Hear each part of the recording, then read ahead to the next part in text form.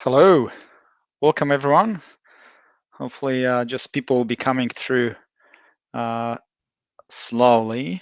Not sure if I can see the numbers, but look, You can't see the numbers, mate. You've just got to let's assume try. on these Yeah, ones now. let's go then. So welcome everyone to the panel session held jointly by Data Analytics Practice Committee and Young Data Analytics Working Group. It's the panel session. The panel session is the future of actuaries in data analytics. And my name is Bartosz Piwcewicz. I'll be chairing the session, and I'm joined today by Chris, Victor, and Ian from the Data Analytics Practice Committee and the YDOG. I'll just give you a quick intro if you haven't met or seen the guys before. So Chris is currently Director Data and Algorithmic Ethics at IAG. Essentially helping to ensure that modern decision-making algorithms and other advanced uses of data are designed and implemented in an ethical, responsible, and thoughtful way. And prior to that, Chris has had a number of roles in Australia and UK. Victor runs the product analytics area of Quantium, and I've known Victor similarly to Chris for a number of years, and he has extensive experience across various uses of analytics and data, and across general insurance and beyond. So really good to see Victor on the panel today. And finally, we have Ian, who is the manager in the life insurance team and Ernst & Young. And he's involved with the Young Data Analytics Working Group and has a keen interest in data science and machine learning and the latest analytic techniques. So really happy to have you guys on the panel today. So I'll just quickly now share our slides that I have put together just to help run this conversation. So hopefully that sort of comes through easily now. Okay, can everyone see this, hopefully? Okay, so good news, right, is that the reports of our death are greatly exaggerated. And I say this, or we say this, I guess, in a sort of with a bit of a smirk on our face, because I think there've been some reports that the era of actuaries is coming to an end, and things are sort of changing, and there are all those sort of data scientists, etc., taking over. And look, in this sort of panel, we'll be just really sort of digging into this a little bit more and sort of looking at different angles and what we sort of see where those opportunities can emerge in the future. But before I pass on to Chris, Victor, and Ian to talk to the various points, I thought it would be just sort of good to sort of put a bit of sort of context, right, and really understand who is in the audience today. So we have put together this live poll, and you can access it just either by just putting your phone over that QR code, and that will sort of take you to a website, or you can go to the website, which is www.menti.com, and just use the code, which is 6013030. And really, the questions we're just asking you is about your situation, right? So the first sort of answer A is, I work in a traditional actuarial role. I'm comfortable about my future career prospects and expect to stay in the traditional actuarial field. Answer B is, I work in a traditional actuarial role. I'm worried about my future career prospects and want the Actuaries Institute to help future-proof me. Point C is, I work in a role that has a mix of traditional actuarial and DA work. I want to do more DA work, and I learn new DA skills in my own time. However, I don't know how to build my DA career and what is possible.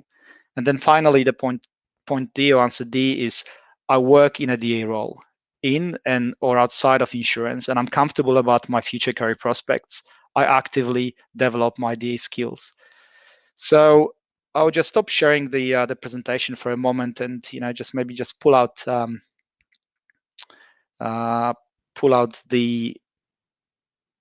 results of the survey as they sort of coming in. Hopefully, sorry, just jumping around. Well, very few people. I don't know if that's all of the people. Oh, getting a few more. And really, the reason why we sort of want to sort of just see this, right, is to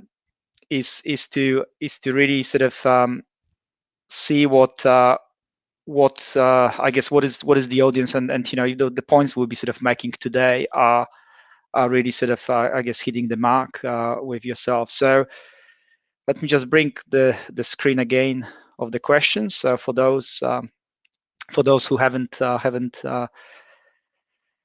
completed it yet, maybe I'll just give another few seconds.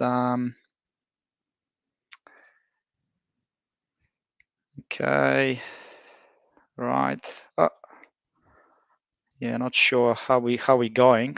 Look, I'll just move on, and then if anyone still feels like they want to put it in, that would be great. I think fundamentally we're sort of seeing that most of the people are sort of sitting in category C, so they work in a role that has a mix of traditional and actuarial data analytics work, which to be honest, I mean, that would be my probably expectation, because a lot of us sort of get still pulled into traditional work, even if we're doing a sort of data analytics roles, and vice versa. So that's not unexpected. So I think it's probably important to sort of start this discussion around from unpacking the actuary stereotype. And we have listed here just a few sort of points that we often sort of hear and look at. It's not necessarily a representation of this is how we feel about the actuaries, right, and actuarial profession, but this is what you sort of hear from either working in different sort of both corporate and consulting environments, and dealing often with people who don't have that sort of actuarial background, and they sometimes don't fully understand the I guess our role and our skill sets. So firstly, only standard insurance, we only understand insurance, so skills are not transferable to other areas, and you hear that quite a lot, particularly in a consulting sort of space when sometimes there are engagements which go beyond insurance. Some people sort of see, and that has been, I think, quite common as backroom sort of focused professionals churning numbers, the same way as we did last time, not really sort of necessarily innovating or doing anything strategic, right? We also sort of sometimes see the sort of statements that we just caught up in technical detail and not thinking big. We can sometimes be perceived, I guess, as being arrogant just because of just our knowledge, I guess, and our experience and our skill set, and not really sort of appreciating the non-actuarial skills. And when I sort of think about that, probably really sort of what comes to mind is especially when you have non-technical sort of people who communicate very differently and really sort of don't necessarily sort of can connect the sort of the points in the technical analysis. And if we sort of go very technical in a communication, obviously that sort of can rub people in the wrong way. Then this we are also sort of seen sometimes as too risk averse and advising but not making decisions. So we sort of say, well, that's something reasonable, right? And we sort of say, well, but the stakeholder has to sort of make a call, right? Someone else has a skin in the game. And what comes with this is also not experimenting and potentially afraid to fail. This statement, this point around the glass half empty sort of attitude, I think what I've sort of seen in the past particularly is where the actuary will sort of say what's wrong. They won't sort of necessarily say what's good, right, or what's working, and that may just come back to our sort of training and I guess that sort of risk lens that we've got. And then the final point is not familiar with modern technology and tools. And I have to say that this is certainly changing, right? So especially younger members of our profession are really sort of changing this, and even older members of our profession, been sort of going through various sort of training courses, etc., sort of to lifting it up. But the perception is certainly there is that actuaries are very good with spreadsheets and maybe maybe a bit of SQL or SAS, but that's where it sort of ends. So look, so that's like probably paints that sort of gloomy sort of picture, right? But that's not all gloomy, right? There's also the other side to this, right? And and when we look at that sort of bright side, I think it's important, right? Is that not every actuary is the same, right? And it's the same with any profession. You've got people on a spectrum, right? And that sort of comes back to their natural predispositions, skills, training, background, so on, right? The common sort of themes that we also sort of see, right, and those ones sort of come through the work that we have witnessed ourselves, and also just from interactions with various sort of stakeholders in our careers, is there's definitely a recognition for what I call actuarial superpowers, right? So integrity, professional judgment, and ethics, and I see that quite a lot in the work that I do, and particularly that analytics work, is where you really, you're really dealing with a complex, problem that that is high risk, right? And decisions can impact, customers and other sort of stakeholders. That's when really, that sort of comes to play, and then people really recognize that, and very often they would sort of say, well, actually, for that piece of analysis or that piece of modeling, we actually prefer to have actuaries doing this, right, rather than other sort of professionals with the sort of data science background. The next point that is also very important, right, is the fabled actuarial judgment, right? So our ability to solve problems even when there is limited data. And in the analytics, of course, if you're dealing with big data, it's a different problem, right? But often what we sort of see is that, well, there are some sort of areas where there's a lot of data, and you can really sort of put pretty complex sort of models and so on. But there are other areas where actually the data is pretty limited, right? And yet you still have to make some predictions, you still have to make some judgments, some calls, and that's where that actuarial judgment, the whole sort of framework that we learn and then apply in our work, really sort of comes to light. The third point is around our natural tendency to think at a holistic sort of system level as well as at the individual level.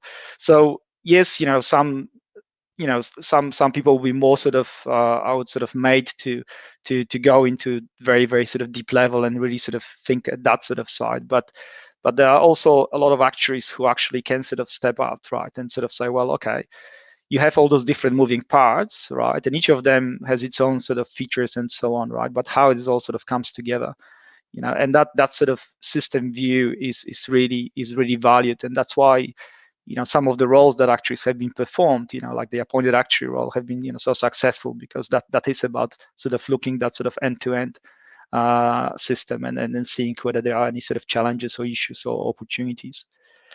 I think the next point is a point that sometimes is also sort of brought out when actuaries are compared to data scientists, right? Is that we have that combination, that rare combination of technical and general business acumen skills, and particularly when you start sort of looking and understanding the financial sort of impacts, right? And accounting training certainly comes in hand, right? As well as the finance training comes in hand, and that's really important, right? Because you can do all this sort of analysis, right, which is pretty fancy, but but if it has really or no sort of financial impact, then some of the stakeholders may just sort of say, well, what's the point, right? And we can certainly appreciate that sort of part. Equally, on the other side, there's really sort of a lot. There's really a lot of statistical and mathematical training that we get through the qualification process to become an actuary, but also often if people come from other sort of backgrounds, right, prior to actually starting that sort of qualification sort of path. And that sort of statistical and mathematical sort of background is not trivial. That's something that can be learned through a few data science courses, right? It is actually the solid sort of 3 to 5 years of study, right, and really understanding the the inner workings of some of that statistical or mathematical sort of concepts. And that itself as well is a differentiator. And then when you sort of bring those two together, that really creates something really powerful and value add. And the final point is about history of innovation and entrepreneurship. And I think it's I mean, it is in our sort of narrow domains, right? But when we look across the market and we look at some of the independent consulting businesses that have been very successful in the sort of insurance space, but also in the broader data science space, right? It's data analytics space. That's really something to be recognized. And also globally, there are a number of firms, startups, etc., that have been set up and run successfully by actuaries. So yes, everyone, every actuarial, I guess, society has a slightly different sort of training path and so on, right? But the sort of the skill sets ultimately are similar, and the whole sort of concept of profession is pretty similar across those different jurisdictions, different countries. So seeing actuaries being able to actually innovate and create those new businesses and run them, it's really encouraging. So look, so that sort of gives you probably that's a bit of a sort of intro, right, to now the discussion that I will sort of pass on to the panelists. And I think what's probably important is that as we sort of take this, right, and go through each of those areas that we'll focus on, then probably just will be really interesting sort of hear your sort of thoughts and any sort of comments. And we have included a few sort of points, as thought starters, and then I'll be looking for Chris, Victor, and Ian just to contribute to that, and then probably develop some of those points. So I will now hand over to Victor to talk about leadership jobs of the future. Victor, Sure, over thanks, to you. Bartosz. So let's quick audio check. Everyone can hear me? Yeah, good, getting the thumbs up. All right, so thanks, Bartosz, for the introduction. And I think, Bartosz touched on some of our superpowers and secret skills that actuaries have that are well recognized in not only the insurance industry, but actually quite across a number of industries where individuals might have worked with actuaries in the past. And I've been trying to kind of understand the general principles that people are valuing when they say, oh, those are superpowers, that's really good, that's something that actuaries bring. So I actually believe quite strongly that the most valuable roles in any organizations are those that can effectively bridge different job families or different functions, right? That act as the glue that keeps the functions together. So within the data science field, we're now hearing about specializations within the field. So we've probably all heard data science, data engineering, data wrangling, visualization as separate disciplines within the broad field of data science. There are also adjacent job families. So software engineering, if you're working in a company that is building a software product, it won't be data scientists building the product. It will be software engineers, classic traditional software engineers building the production grade versions of those products. Also, there's always in any business a commercial job family, for lack of a better word, which might be product management, it might be finance, it might be sales, it might be consulting, if you're in a consulting company, business development. There's lots of different names, but it's people who are responsible for bringing money in through the door, wherever the money for that business is coming from. And basically, as actuaries, we're kind of focusing on a technical discipline. It probably isn't far away from the data science specialization of the data science field. But actually, because of our training, we're required to understand the basics of finance and accounting, the basics of commercial practice. So those who are qualified fellows, there's actually a formal course called Commercial Actuarial Practice, which handles a lot of the core soft skills that you would need to have, right? A lot of us know how to code, maybe not to the level of a proper software engineer who's got a uni degree, but we understand the principles, version control, pull requests, workflows, approvals, unit tests, integration tests, smoke tests. We can at least have a conversation with a software engineer. And so that means actuaries are very well suited for a bridging role that spans all of those disciplines. In other literature, if you poke around, you'll see reference to something called a T-shaped skill set. We're very deep in one area, and then you shallow knowledge across a wide range of areas. And that's a good theory, and it's even been extended to pie-shaped or M-shaped, where you have 2 or 3 pillars of deep knowledge. Pi is in the Greek letter, not pi, like a pie chart, obviously. So I think there are good theories. Like I have met people who would be able to claim deep knowledge in 2 disciplines, but in my entire career, there's been like 2 people, right? So I don't think that's a good career strategy. I think if you're one of the geniuses who can claim that and can really build up that level of expertise in two disciplines. We probably don't need to be taking a career advice from this panel, but also I think for most of us, we have to probably focus on the T-shaped and just have a thick enough top bar of that T to be able to act as a bridge to someone who is T-shaped the other way, or maybe even not very T, maybe they have a very narrow T, more like a font serif, more like the top of an I, maybe, but but they're very deep in their field.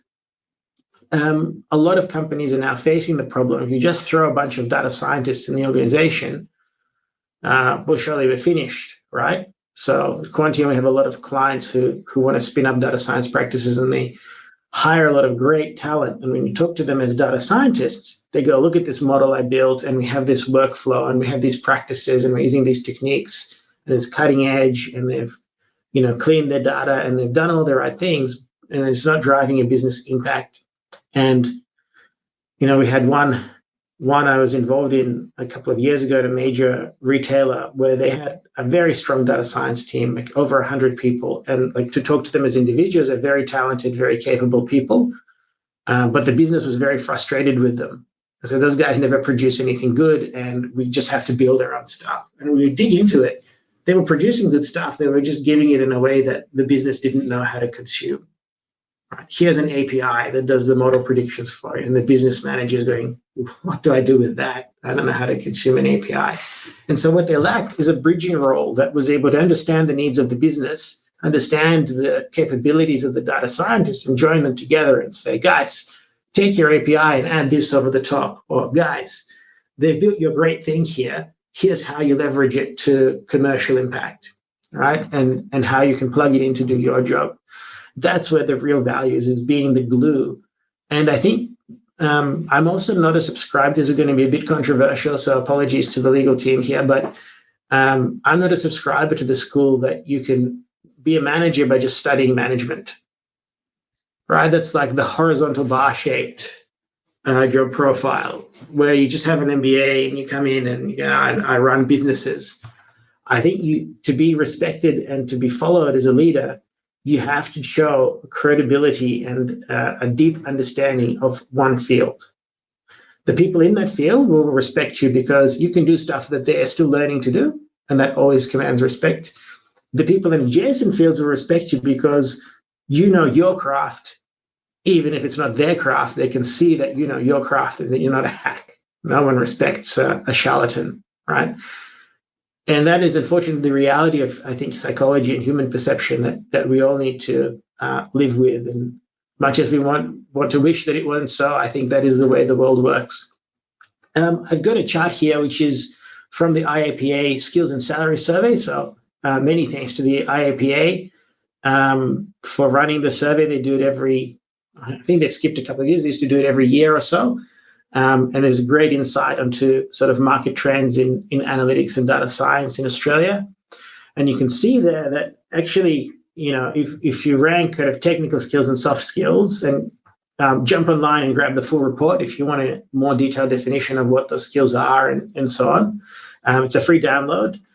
Then you can see that actually adding a lot of soft skills doesn't really move the dial. If anything, it makes it worse.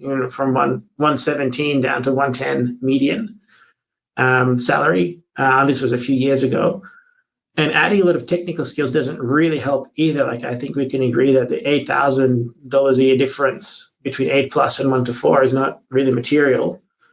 Where the money and it really is having both soft skills and technical skills. So you notice that it's 8+ technical skills, so it's a very tall T, and it's 8+ soft skills, so it's a very wide T, right? And that's what's really valued, and I think the REM profile reflects the value that businesses see in those employees and in those roles, especially in a leadership capacity. So that's, I guess, leadership, but there's also a lot that we can do in interfacing with other areas such as a kind of risk and regulatory, and I'll hand over now to Chris to give us more insight on those. Yeah, I think let me just See, thank you, Victor. Yeah, I think we first go. I think we first go Ian. Yeah, first we cover technical, Change the order on and me. then yep, Sorry, and then we Ian. go. It was a wonderful segue, Victor, but unfortunately to the wrong guy. All right, I'll steal that. I'll steal that segue when I. But when they cut the recording, it'll look beautiful. Nice. Okay, take it away, Ian.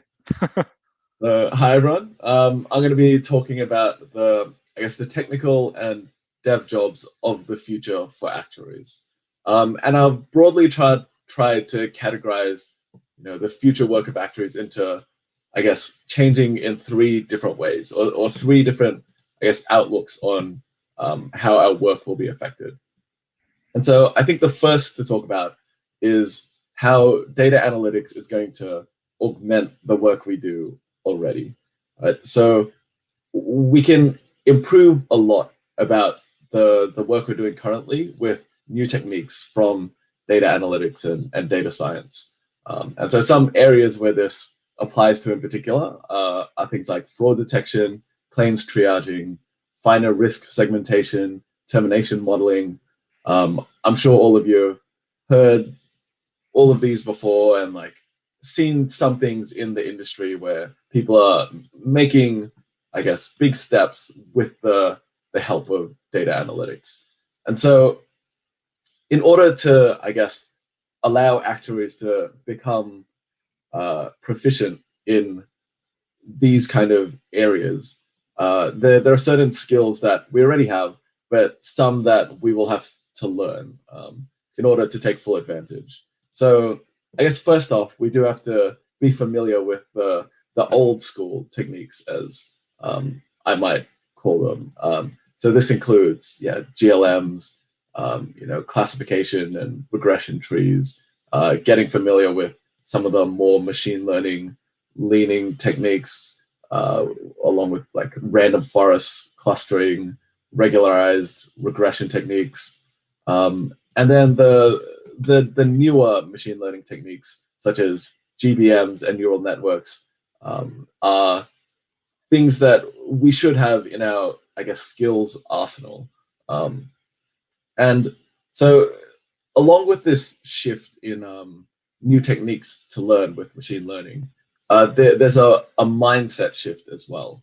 So we're traditionally used to hand tuning a model and trying to understand every feature as it's added. But from the machine learning perspective, you often start from the other end a little bit. So you start with the big data. You throw a huge amount of data at a machine and then let gradient descent just work its magic.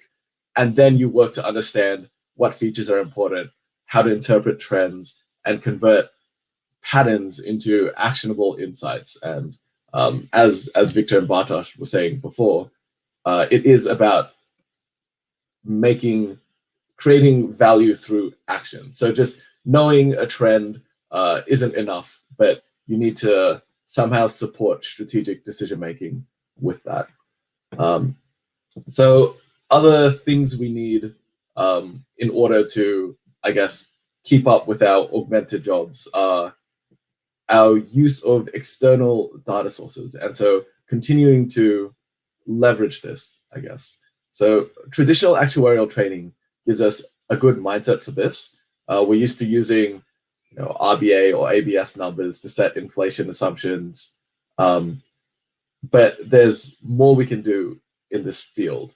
Machine learning is great at finding patterns and connections from all kinds of data, and sometimes in pretty surprising or unexpected ways. So we should look to continue using ABS data, census data, any published industry data, and trying to incorporate it as much as possible into our current work. Along with that, we should try and take better advantage of the unstructured data we already have internally. So this includes customer feedback, text fields, advisor underwriting or claims manager comments in text fields. There is something to learn from all of this, and that can support decision making in the business. And machine learning gives us a good way to use it.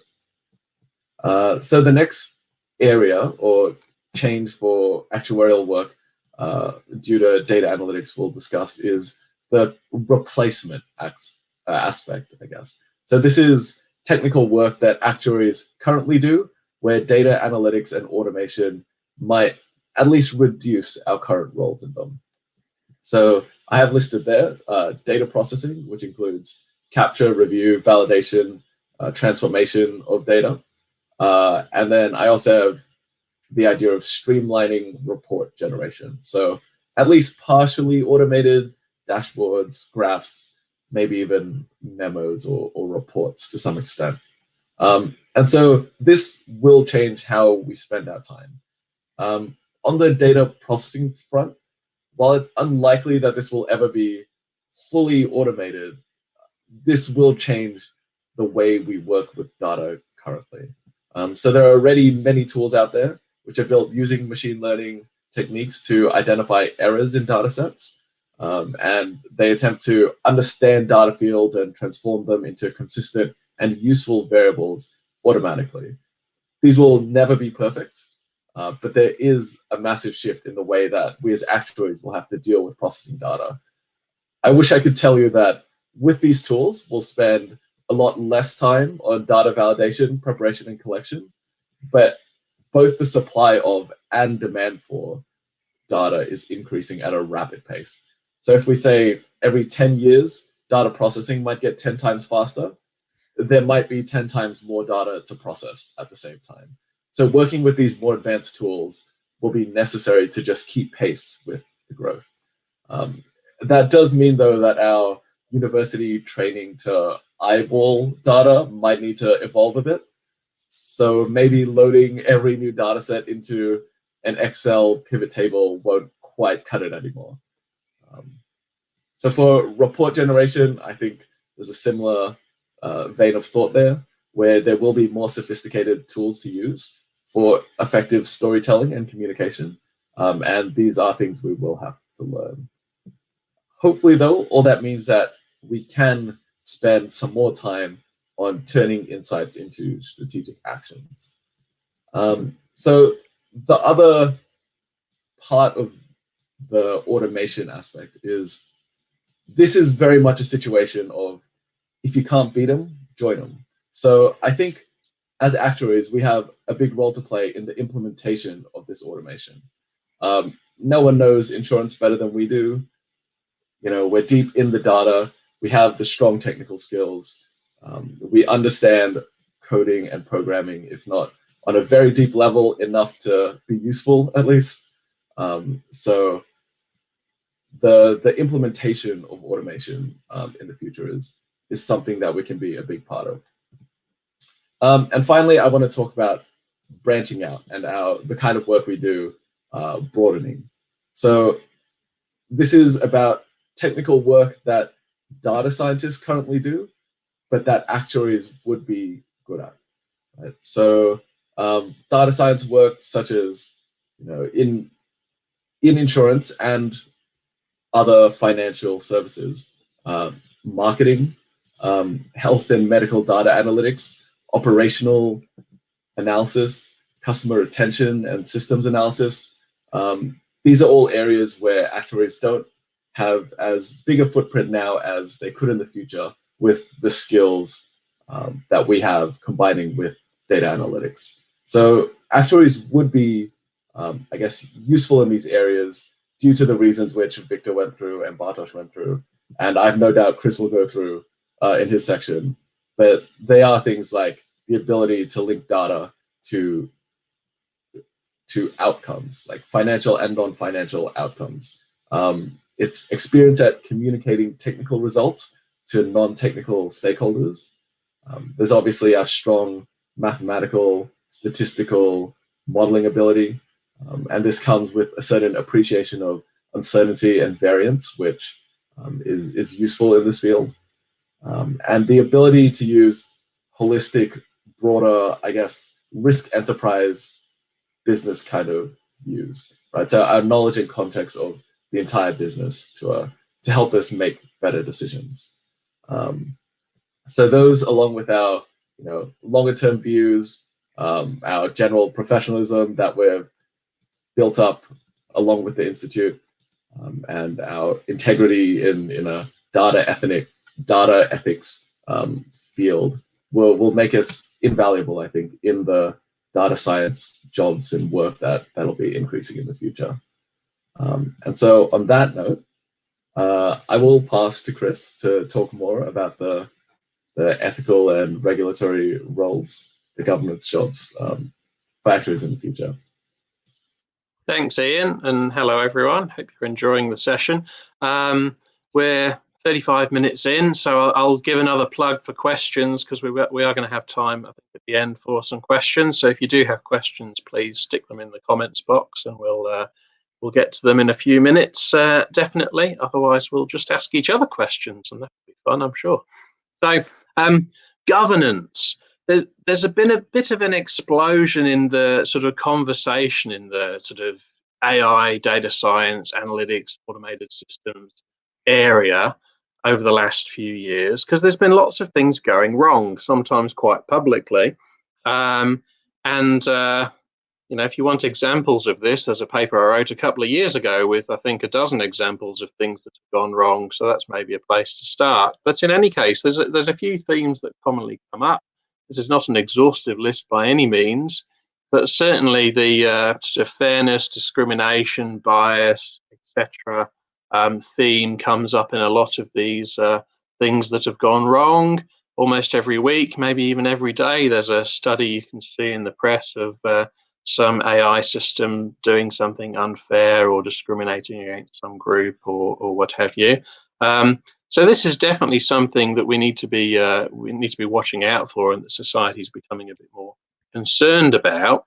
There's also concerns about sort of system level effects of these systems. So, you know, does social media and the sort of news feed ordering create echo chambers and things like that? And is that a good thing for the world? Certainly, there's been a lot of talk about that the last year or so. Could you influence elections by that sort of process, or sort of fake news or things like that? These are all topics that lots of people have been talking about. And generally, well, surveillance gets a bit creepy sometimes, and maybe that's something that the world should be worrying about. Certainly it has been worrying about in certain domains. So, you know, facial recognitions come up a lot, both on the fairness angle, but also just on the creepiness of surveillance angle. So is it reasonable to have facial recognition going on of just you walking down the street?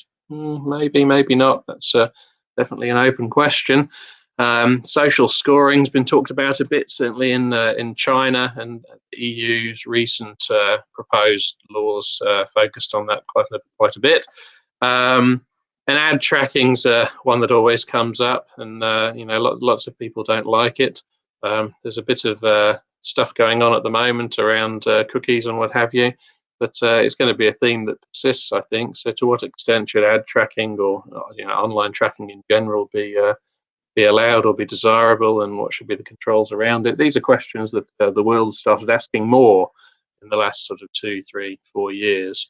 So I think there's a growing area of employment here, both in industry and in sort of regulatory government advocacy type circles, and also in sort of research academia circles. So governance and ethics of automated systems, of AI, of data, of all these sorts of things is definitely an area of growing employment, and actuaries are pretty well placed to take advantage of this growth, right? So we have for a long time run high stakes data driven decisions in our traditional insurance fields, and there's no reason we can't bring that knowledge and other general skill sets that the others have talked about a lot already to this conversation. So I think actuaries are very well placed to contribute and take advantage of this growth. Of course, I would say that, given the job that I currently have, but I do genuinely think that that's real. And standards are being written, right? This is literally happening right now. So the Institute did a submission to the Human Rights Commission last year, which this practice committee helped put together. And I don't think the Institute's ever done that before, but but that's the sort of body that we can be talking to on these sorts of matters. There's probably going to be others that maybe the Institute's never talked to before formally in consultations, but is going to be a good thing for actuaries to do in future. The EU, as I said earlier, has just published this ginormous 100-odd page AI regulation proposal. That's going to be a long-running thing, right? The EU is going to take years to take that from a proposal into potential laws and then implementation. So this has got many, many years of discussion and debate to go. And that's likely going to influence other countries, similar to what's happened with GDPR a few years ago. So I reckon the next decade probably is going to be a very active policy area for automated systems, AI, and the like. Whether it's laws and rules particular to AI stuff or it's sort of domain specific, who knows? But it's definitely going to be a topic that gets discussed a lot. And actuaries should be contributing to that discussion and that debate, because we're very well placed, given the general skills and particular technical skills the others have talked about, to have an important say. There is also, that was the external environment, sort of internal to the Institute. There's been some thought about standards and the like as well. So we published an information note last year, which if you haven't read, I encourage you to have a look at. Other countries' actuarial associations have also published various forms of guidance, and they're all pretty good as well, right? So definitely don't just read the Australian stuff. Go and read the stuff from CAS. Go and read the stuff from the UK. There's a lot of really good actuarial specific guidance and information out there, and that will hopefully help you govern your systems better. So that's all I want to say at this point. Maybe I think I'm handing back to Bartosz for the next little bit, and we'll hopefully have some questions. I think some through. Thank you, Chris. And thank you, Victor. Really good run through. I think we have some sort of feedback. Let's see. Hopefully, okay, now it's working fine. So yeah, thank you so much. Really, hopefully everyone has found this insightful. So I guess the sort of natural sort of question is, right, when we sort of look at that sort of future is what is holding us back, right? And we have pulled together here a few sort of just thought starters, I guess, for the conversation. And I'll be really sort of looking to Victor and Chris to sort of share their sort of thoughts on this, right? But equally, I'm sort of hoping that this sort of will just engage the audience and questions from the audience. So and some of this some of this can be sort of seen a little bit provocative, right? But I think it's really good to sort of look at this closer. So well, let's just start with the attitude towards learning outside of formal pathways. Sorry, I just noticed there are a few questions that have been coming through. And okay. Even all right. 17 minutes left. Do we want to focus on those? And yeah, just, I will. On the right, if you click on comments on the right, you can see the questions, and then we can go back to the slide if we need it. Brilliant. Okay, apologies. I haven't seen those. Okay, right. Okay. So I will start with the questions. Okay, so first question is, how can the Institute promote our role better as data scientists outside the insurance sector? So who would like to take that question? That's questions from Naomi. Chris? I don't know. I work in the insurance sector, so I'm spectacularly unqualified, I think, for this one. I don't know. Victor? I'll have a go at it. And I see Naomi's got another question further down around a large number of data analysts and not getting actuarial applications. So Quantium's obviously, I guess, could be called in Australia the flagship employer of actuaries outside the traditional areas. And I'm just trying to get the stats for this year, but for last year, we had 50 graduate roles that we hired out of around 2,000 applications. Right? So we had more applications for graduate roles than Westpac did. And a lot of other companies, obviously. I think we were number 9, according to some benchmarking mob that does that sort of stuff. So we get a lot of applications from actuarial students from all the universities. And actually, the ones that get selected do very well. But in terms of the numbers, this year we went up to 100 positions. And, we could hire all the actuarial grads. It wouldn't really meet the needs of the number of roles we have, so we have to go wider. But I do think there is a lot of kind of awareness and willingness from people who did actuarial degrees to not work in insurance, to go wider and broader. What I think they aren't fans of, and these types of roles need to exist and underpin a lot of companies, is operational type roles, right? Ones where you follow a process and it's well defined, and that's what you do. And sort of data operations or some of those related fields can be a bit like that, and that's okay. Like that, someone has to do it. But we found that actuarial students tend to want the entrepreneurial kind of outside the box thinking, engaging the brain kind of role. And so, what the worst thing you can do, and we learned this the hard way, is hire someone on that basis and then get them to do operational type work. And then they don't stick around for very long. It's much better to actually separate those into formal roles and be very explicit about, this is an operational role, this is not an operational role, this is a design role.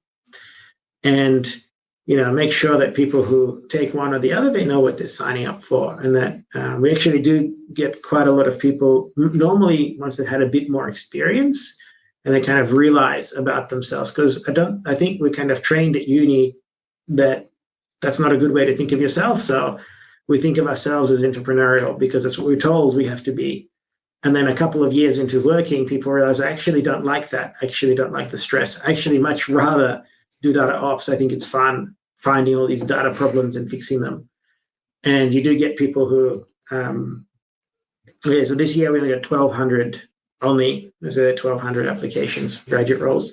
But yeah, you get people that are actually quite happy to do it, but it takes them a couple of years to kind of learn that about themselves through the introspection. And then if you put them in a role like that, you get an excellent outcome because you've got people who are passionate about it, not doing it to kind of turn the handle and just get through the day.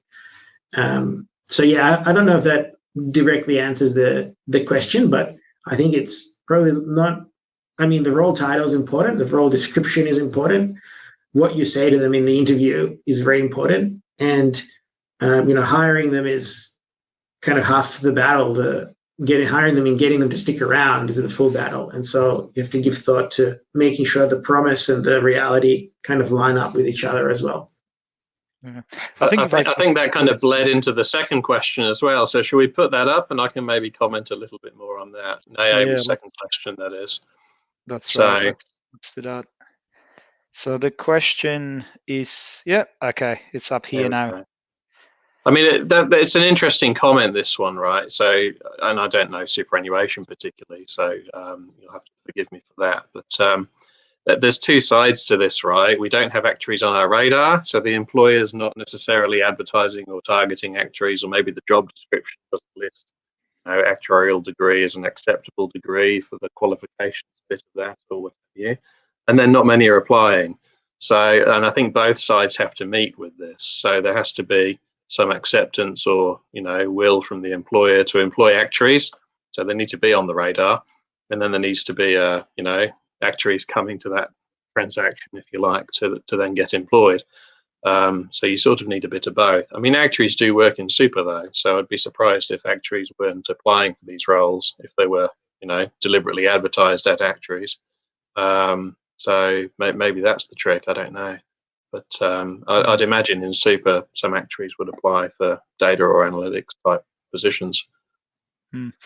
Ian, anything from your perspective? I mean, as the youngest member of the panel, and your colleagues, and also, you know, just I guess fellow students who were sort of you know, finishing uni with yourself, and you know, and just different paths they have taken. Yeah. So I do think the view is still looking at like consulting versus corporate as like the main, I guess, schism between where you can go. I'm not certain how much having a data science job versus an actuary job in the title affects things. I think coming out of uni and doing an actuarial degree and going on the path to get your qualifications kind of drills into your head a bit that, okay, I want to make use of this, right? And there's a bit of sunk cost fallacy in there, I guess, but thinking that, you know, because I have this actuarial degree, I should go into a field which respects that qualification specifically is there's something fulfilling or enticing about doing that. So I'm not sure. Yeah, I think you'd have to do a bit of a survey on people coming out of uni right now and see how they feel. Maybe people just joining the institute could weigh in on that. Yeah, I think to me, and just to add to maybe those points that you guys have covered, is it does also sort of come back to, I guess, how much, you know, young sort of actuaries actually are aware of what that sort of, you know, job potential is, right? I mean, if you're joining a consulting firm, right? Let's say, you know, a big four, you know, there's the actuarial team or the data analytics team will be involved across different sectors, right? So then you may end up, you know, doing some sort of work in superannuation sort of industry, or, you know, wealth management or whatever, right? And that just comes down to the nature of the work, right, that is done. But, you know, but I think, you know, that doesn't necessarily mean that, you know, young sort of young individuals, when they sort of leave the university, they necessarily have the perception, right, that actually there are those fantastic opportunities in data science or data analytics in superannuation, right? It's probably, you know, it could be just, you know, it could be just quite the opposite, right? Because of, you know, how the superannuation has changed over time, right? You know, from defined benefit to defined contribution. You know, there was maybe just a bit of a, you know, misconception that you know, that has closed off doors on actuaries in superannuation industry, which is not true, right? So I feel like, you know, that there may be just a bit of a, you know, perception / you know, marketing of the opportunities that is potentially missing here. But yeah, maybe let's move to the next question. But very good question, Naomi. Really appreciate it. So from Jack, you have a question. So I love this question. I think it's brilliant. Yes, I mean, it's essentially rebranding the institute to the you know, Institute of Unicorns of Australia, which I think is a much more flamboyant title. I think we should go for that. I think so. I mean, actuaries in insurance companies have always sort of been this, right? Maybe not always the best programming skills, but certainly the other two, and increasingly over time, programming skills as well. So I reckon in insurance companies, actually, have always sort of been that. The challenge is sort of outside of that domain, right? Because one of the things is domain knowledge. So you sort of have to work in the domain for a while. But yeah. But definitely the rebranding would be wonderful. I'm looking forward to seeing the unicorn with the scythe as the new logo. It's better than the Sigma, isn't it? Definitely, yeah. Yeah. The thing I would caution in this, though, is I think we do have a kind of a reputation for being a bit arrogant about other domains. And the thing about domain knowledge, so maths and stats, I think actuaries are very strong. I think that's undisputed. Domain knowledge in insurance is coming not just from, you know, from working in the insurance industry for however many years you've worked there. It's also coming from your training and the fact that, like, if you, like me, qualified in GI, you did a year of study where you were asked to read 1,000 papers on general insurance, right? And that had been curated by over decades of literature that had been curated by very smart people to go, that's the key paper you really need to read. Don't read these other 700 that also got published. And so that can't be undervalued. And when you move into a new domain, like quantum works across a lot of domains. So I've spent a big chunk of my career working in the industrial gas industry. And so, it takes a long time to come because you don't have that head start of, automatically knowing what reserving, what loss ratios are, what combined ratios are, how to set liabilities, what APRA is, and what registration you need to be across. Mate, you're just coming from nothing, and you've got all these safety requirements and different types of products that have different workflows, and like you kind of, and the people see that and they don't respect that you don't have the domain knowledge. You're going to try to push some theoretical thing on them that isn't going to work. It takes a long time and a really like a commitment to learning to overcome that. The same with programming. Like we all write a bit of code. We might, maybe good at it, maybe not, but there are software engineers who, in the same way we've studied maths and stats, they've done nothing but programming for 4 years at uni and then for another 10 years at work, right? And so it's important not to think of, but I can do that, like I think we need to bring in a bit of that humility and recognize that people who are really deep specialists in those fields are always going to have a huge edge on us. And the key is about engaging with them in a productive way. That's what adds value to the organizations rather than trying to kind of know everything. Yeah.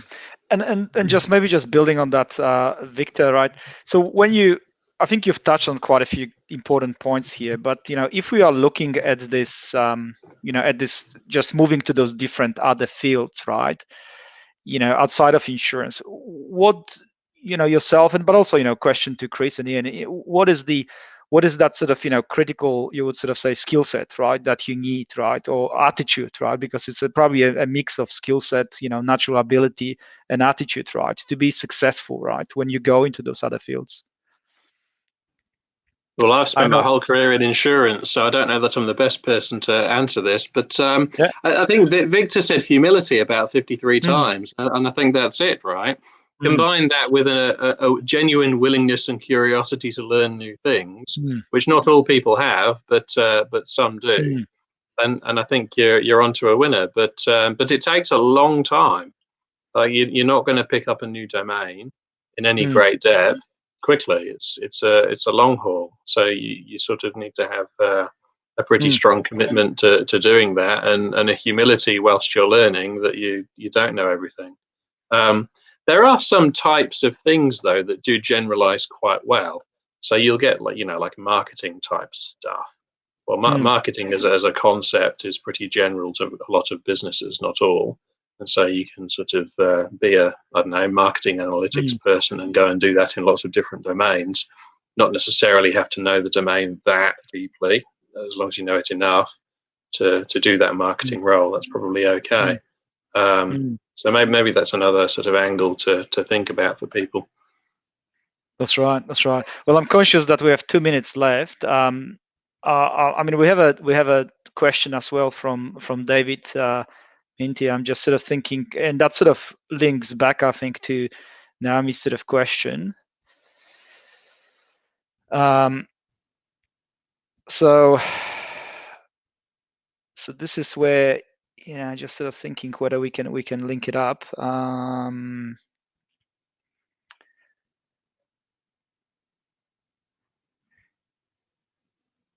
Yeah, I'm not sure if we can, if we fully sort of capture that. Everyone is sort of looking at it. So I'll just, there is obviously a challenge if you're going into an organization, you are the sole actuary, and not just a challenge, but a sort of, you need to be the one who's, you are the profession as far as that organization is concerned, right? So there's a lot of responsibility on you to make sure that you're, keeping the reputation of the profession as it should be for that business. So yeah, I would imagine that is a bit of a challenge for people, but it's an opportunity as well, right? Because if that business becomes converted, that actuaries are now this brilliant profession to recruit from, then that's good. That's right. No, that's good points, Chris. So look, the final question, I guess, that we can probably just sort of pull out. We have less than 1 minute, I think, is from Karen. So are we missing input from those who are teaching into the actuarial degrees? Degree teachers setting students up with perceptions that differ from reality. Again, I mean, who can sort of tackle that? I don't know. Ian, is it you? Given you're probably you may still remember something, or so I will say that coming out of high school into university, the idea of an actuary that was sold to me was this idea of like almost just modeling on future certain cash flows, or just modeling on future certain risks in general. And that's like a very broad, interesting topic, I guess, because if that's a job description, you can apply that to anything, right? And then the reality is a bit more insurance focused than that tagline will suggest. So I think data analytics fits that description of it a little bit better. And I do think that actuarial students who hear that would be interested in going into data analytics fields. So maybe for now, teachers are setting up students with perceptions a little different to reality, but I think that reality, hopefully in the future, will be changing to fit that perception. Yeah, those are my thoughts. Sounds good. Look, we hit the time. I think it was a really good conversation. So hopefully everyone has enjoyed it. Thank you so much, Chris, Ian, Victor, for your time and your thoughts and wisdom. Yeah, please rate the session below, and just really looking forward to I guess conversing more on this sort of another topics in data analytics with the data analytics practice committee and the YDoc. So please, please reach out to us. There are all different ways to get in touch with us, and really looking forward to your feedback, comments, and and further discussion. So thank you so much. Really appreciate it. Thanks, everyone. See ya. Thanks, everyone.